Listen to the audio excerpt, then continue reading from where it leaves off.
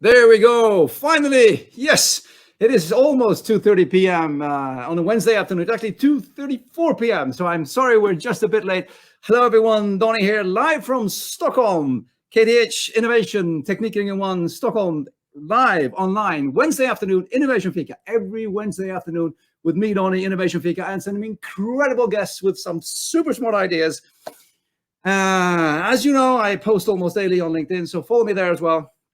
And all the posts that I write end up on Medium, and all of the recordings of these interviews end up on YouTube. So follow me on YouTube and on LinkedIn as well. Today, we're actually live on, see, I've even added so many channels that it's actually outside of the border up there.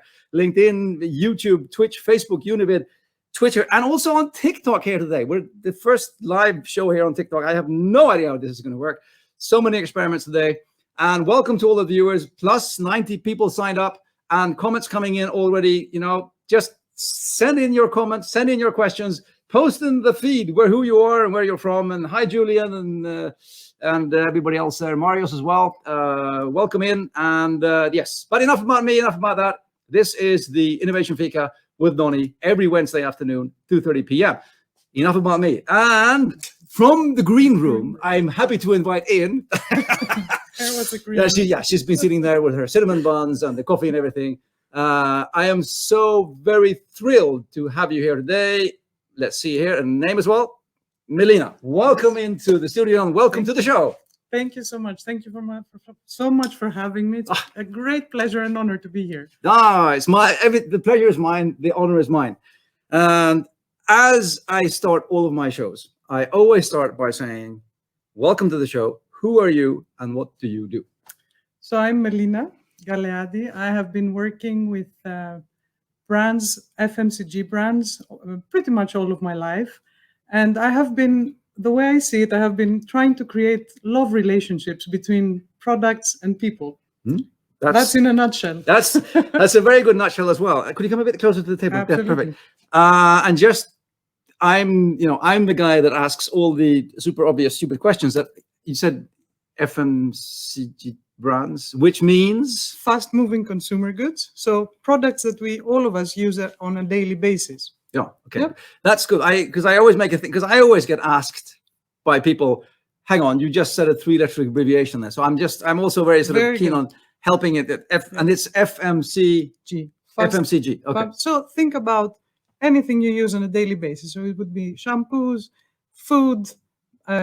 Product, clothing, anything that you would use on a daily basis. So, and you've spent your sort of working career building stories for these products and brands. Absolutely. Okay, well, and of course the subject of today is storytelling as a business strategy. So then, and everybody kinds of think they know what storytelling is, but let's dive into it because I know that you're the expert. So tell me, what is, in your words then, what is storytelling?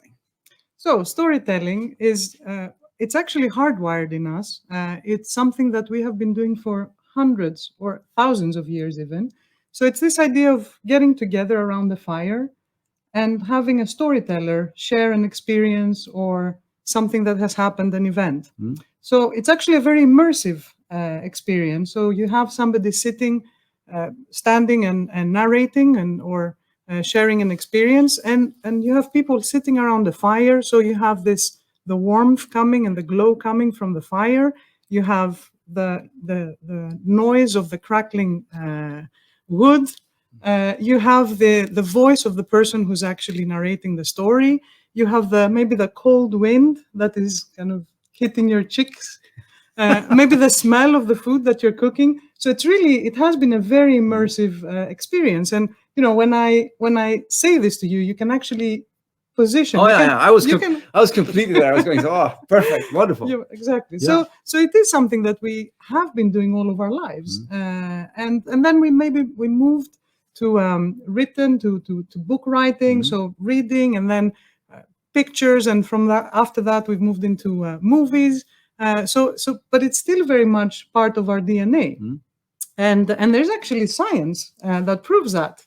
So, do you want to share? Yes, of course. Yes, I'll share the image here. Great. So when we are listening, when we go into this in this storytelling mode, Actually, when we are sharing data, I would say, with either investors or with top management or in business meetings, there's actually two parts of the brain that kind of beep, beep, that are receiving this information, which is pretty much reasoning. And then I would say, in this, pointed out, it's this green areas. It's reasoning and the words, the language.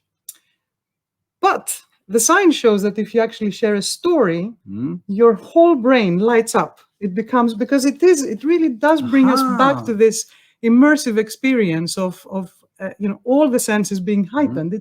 And we can see that, they've done tests where they take blood tests from people before and after listening to a story, so they can see that there is neurotransmitters that are being released, like dopamine, like oxytocin, and so depending, of course, of if it's a happy story or if it's a sad story, if it's a stressful story, and so on. So I mean, there is the science is there to show that really encapsulating something into a story, you really go deeper into the brains, the hearts and minds of the consumers.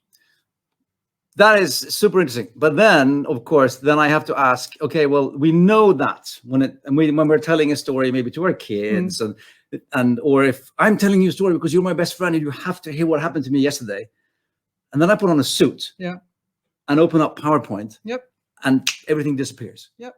You think? And then I lose everything. I mean, how do you sort of move what you just told us into the business setting, and how have you worked with that? Okay. So we are humans, so we think we are logic, but we are highly, highly logical people.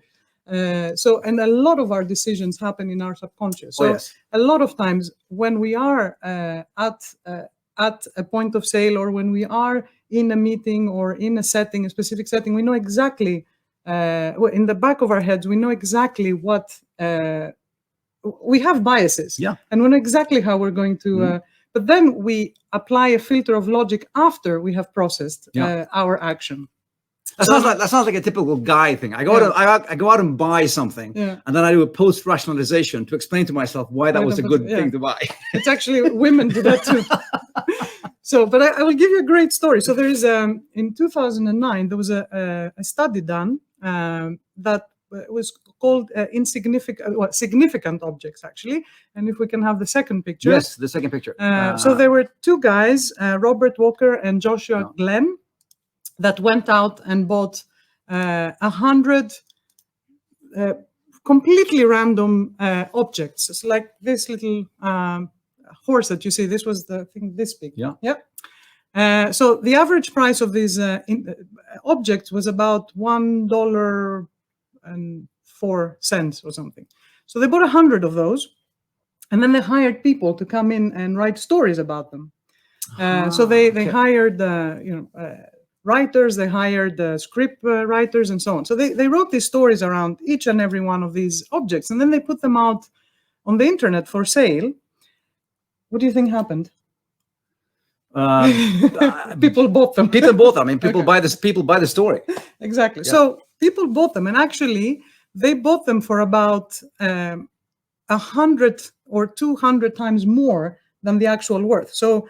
But did they know it was? That is a trick. So they knew what the story was made up. They knew exactly that the story was made up, but they still were willing to invest and buy those objects. So this fantastic little horse that you see here, it actually went for about $110 or so. That's fascinating. Would you pay $110? Well, it depends on the story. You pay, exactly. There you go. People pay $10 million for Michael Jackson's glove, and it's like a glove, right? Exactly. So I completely get that. Completely. Good. So how do we kind of structure this? Let's say in business, right? And we usually we're inundated with data and PowerPoints that we take to our top management. We share it with them, but they don't really. We are actually inherently a species that is challenging whatever we hear. I have never sat in a meeting where somebody hasn't kind of come up and said, yes, but to whatever I have said. Even if they agree with me, they will still disagree. So it is. We are inherently, let's say, prone to do that. So if you take the reasoning out of that and you start building a story about what it is that you're proposing, then chances are you will connect on a deeper level with the people that are. Okay. So can I give you another story? Go ahead. Like we love stories, and that's why we're here. Okay, so a few years ago, I started working with this engineer. Let's call him Mark, not his real name. And Mark has been an engineer all of his life. He has worked for one of the biggest automotive industries in the world. All of his life, he has dedicated in building cars and building innovations around cars and so on. So Mark, on his weekends, he has a little workshop in the back of his house. And he's building a little, let's say, micromobility concept. Do you know what micromobility is? Yeah. Okay. So this is a new trend. I said yes. I have no idea. Okay. So micromobility is a trend that you have seen. I'm sure you've seen it around here in Stockholm. Of course, yes. So we have, alternative ways of kind of circulating in the city apart from cars. So things like little scooters or, little. That's why it's called micromobility. So it's smaller. It's usually cheaper. It's usually maybe more kind of agile and so on. So he's been building this. He actually has a patent on this, and he had been kind of struggling to sell it in to somebody, right? To kind of say, okay, typical engineer problem. Exactly, I built a thing and I don't know how to sell it. Yeah, what do you mean? I mean, it's fantastic. I have a patent on it. It's great. What do you not see? Exactly. What do you not see? Yeah, it's perfect. I mean, everybody should be throwing millions at me to invest in it. I've never heard that one here. No, never. Okay, yeah, okay.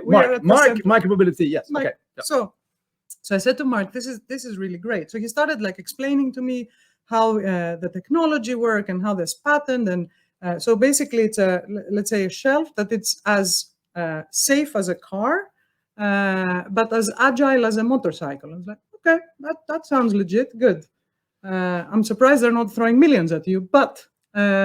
So I said, okay, but how did you get there? What was it behind this? What motivated you to get to that idea? So up until now, do you feel that this thing is safe? Even though I'm telling you it has a patent and it's small and it's agile, you don't know. I have no idea. Okay, so then Mark starts telling me that when he had the child, he figured out after a few months that the child was handicapped and it had mobility issues. So the child, you raised your eyebrows. So his child, he started observing the child when he was about 2 years old and trying to understand. He was a little bit unstable in how he was walking. And so he started observing the child and thinking, okay, how can I create something? How can I be inspired by this and help him move more freely? So this was his aha moment, right? And I'm saying it, I really have goosebumps. So that kind of led into his innovation. And so now he has when I'm telling you that he has this concept that is actually designed to encapsulate his handicapped child, how much safer do you feel that this micromobility concept is? Yeah, well, now it makes all the sense. I mean, now it makes sense. Now it's in context. I understand how and why and who and for what. So yeah, it makes now I feel much more confident in throwing millions at him. Exactly. There you go. So I'll give you his number afterwards. No problem. Give me his number. Okay, but that is really the essence, if you like. I'm making it a little bit simple, but this is the essence of really finding your why. Why are you doing this? And it's not why because I want to make money or because I want to, it's really finding your personal why of what it is that you're bringing into what is it that you're proposing. So I think this is the starting point of then starting to build a story around that. Now, the why, find your why. So then if we break it up step by step, so then you need to start creating a story, but there is not a single truth. There's not one truth that will kind of make everyone happy. So Mark, if he goes to, let's say, and talks to, the VP of operations, they don't necessarily want to hear the same thing that the person in safety, VP of safety wants. or the finance person, or so you really need to kind of flesh out your story and give it depth, and make it relatable to the people. So it's like a little bit of like a scenario, where you're actually, adding depth, and you are developing your personas in a way that they're relatable and makes sense for the people who are receiving the story. Yeah, but that makes all the sense in the world, because I mean, if you were going to tell your story or tell anyone about something, and you were going to tell it to your 6-year-old little sister, your best friend, your business colleague, or your grandmother, I mean, you would change it. It would be the same core. Yeah, exactly. But you change the way how you tell it. You would do different words. So it makes all the sense in the world, completely. Exactly. So then you need to know who your audience is. So if you're pitching, let's say, to investors, you need to know who is the person who's sitting opposite me. What do they want to hear? Because the VP of operations wants to understand, like, okay, do I need to make a huge change in my production line, and and how much do I need to invest, and do I need to retrain my people? Finance guy wants to know, does it come in the bottom line? Is it added on? Show the finance people last. they're the last ones to hear about the innovations. Yeah. But to be honest, I mean, and that's what I always tell the teams that I'm coaching, that the financials will come later. You need to grasp their kind of like their emotion and their hearts and minds in the beginning. Everybody will do their due diligence later. But if you have captured them with your story, then they will go in and flesh it out further. Yeah. Yeah. Okay. But you need to be truthful. You cannot make up a story. No, we're not lying here. Yes. There's no, it's based on the truth, based on the actual thing. Exactly. And I actually have a story about that as well. Okay, go. Just to match the story, because we had a startup pitching, and they made up this incredible story about, that they invented their thing because of a child that got lost in the forest, and it was, the whole thing. And everybody was going, oh my God, this is incredible. And, boom. And then he never sort of really told us what happened in the story. So then after the pitch, when we were having coffee and everything, somebody, but what happened with the child? What happened with the child? Oh, I made that up. Yeah, which is. And then I was like, sort of. Yeah, exactly. Because then you're kind of also, what else are you not truthful about? Exactly. Yeah. So keep it truthful. Okay, good. Exactly. So that's really, really important. And so we have our why. We have, keep it truthful, of course. Something that people can relate to. And then we talk about, okay, who are you talking to? What are you telling them? What do they want to hear? Understanding their point of view. Who is your target audience? So another story. We'll be doing this for 2 hours here today. It's a half an hour coffee break with 4-hour coffee break with Bonnie and Melina. Then we bring in the drinks. Exactly. So the other story that I have is that I was coaching this team, and I was working with the kind of like the team leader, who was a genius. He's a PhD in AI. He's really like an incredible person, like really smart, really. So I said to him, okay, what are you guys going to be? What is your idea? What are you going to be building? And he's like, I have this incredible idea. So I'm going to take AI and with blockchain, I'm going to build this platform, and it's going to do this and that. And I was like, okay, great. Who is it for? Who wants this? What are you trying to solve? What are you trying to improve? Because sometimes we're thinking, oh, what is the problem you're trying to solve? Maybe I'm not trying to solve something. Maybe I'm just trying to improve something, or maybe I'm just trying to, if you're really, really smart, get a new market, to find a new market. So I think that's very typical of somebody who has ideas. We all have ideas, but when we have an idea, we usually go directly into the execution. Yes. So we need to kind of take a step back and just say, like, well, yeah, okay, I have the idea, but then again, like a scenario, you start building it out, building your story out, and you spend time, like, who is it for? What is it going to solve? Or address? Who is going to use it? How are they going to use it? Like, really put yourself in the shoes of the person who is actually the receiver of your solution, and what are they going to do with it? Why would they take it on? Is it saving them time? Is it? And again, think about what motivates them. Like if you're building an HR platform, great. what does that mean for the HR person? Can they get to their kids earlier? Of course. During the day? Yeah, but what is their perceived benefit from what you are offering them? And, But did the guy have the balls to say, I'm building it for me? No. Because I can? Because I can, yeah, exactly. Okay, we're getting to the end of the show here. Oh, look here, a long question. Let's see. Okay, this is interesting. A long question here. Let's put it on the screen here and see if we can.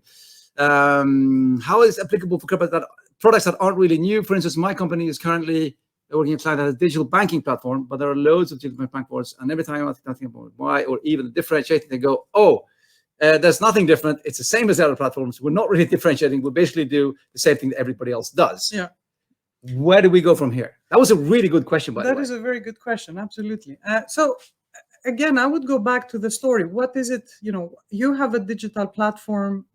What does it do? Who is it for? Maybe you need to go more niche. Maybe it's not about a product that is for everyone. Maybe you need to kind of define a niche and say, okay, I'm going to start with these people. Sometimes, when we have an idea, we just want to launch it and take over the world.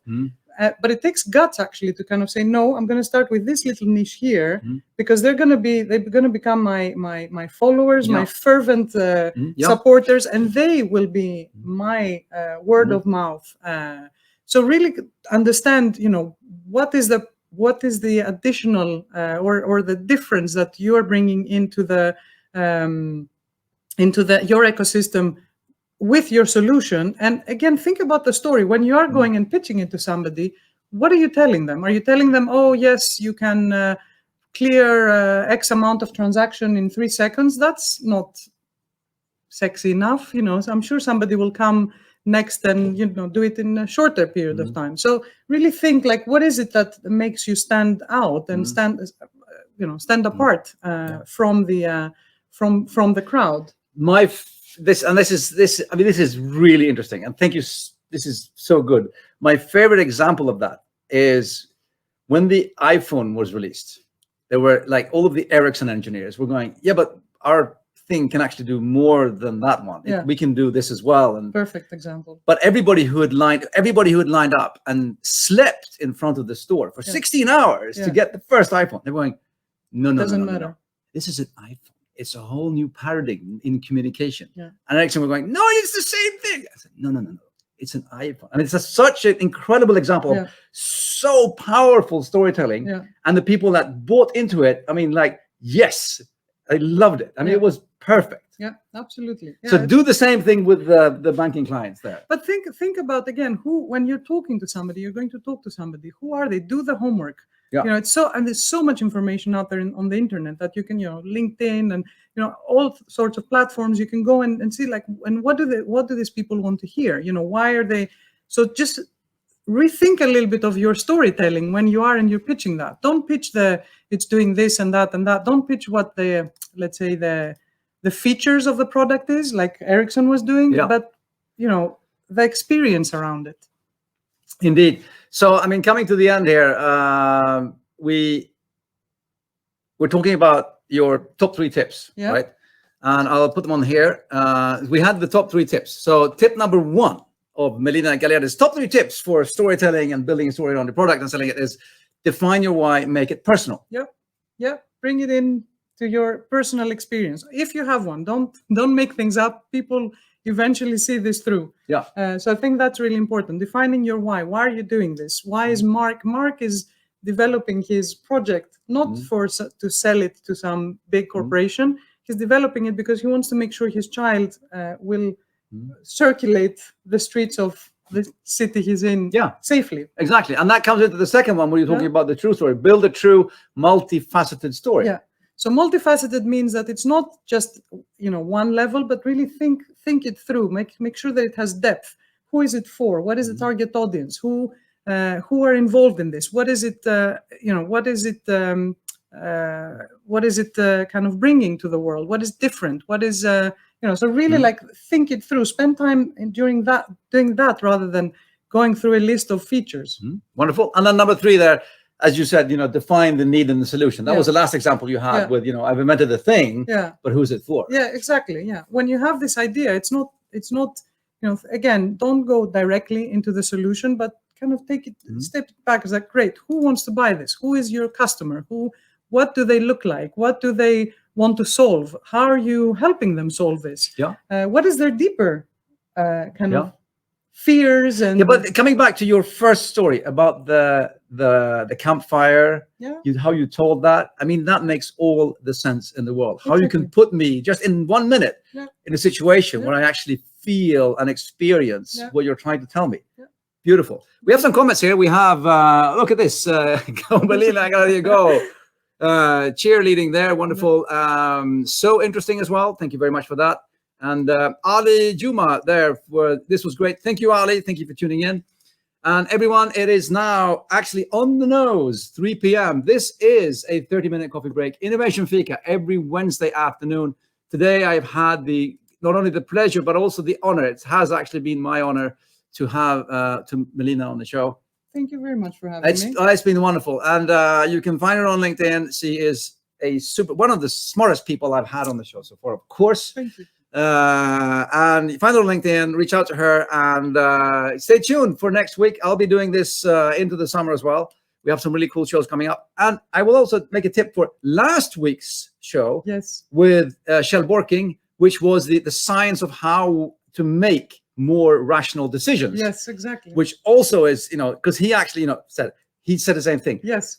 Accept the fact that we are not rational and then build from there. So check out last week's show. It's on YouTube. But, this has been Melina, and I'm really happy. Oh, one last comment here. What's coming in here? There, beautiful comment there. Brief, simple, to the point. No, thanks for asking my question. That one. Brief, simple, to the point. Thank you. Well, thank you. Thank you all for tuning in. And with that, my dear friends and viewers and my dear guests, thank you so much. Innovation Fika. Check it out on LinkedIn and on YouTube. See you next week. Bye for now. Thank you.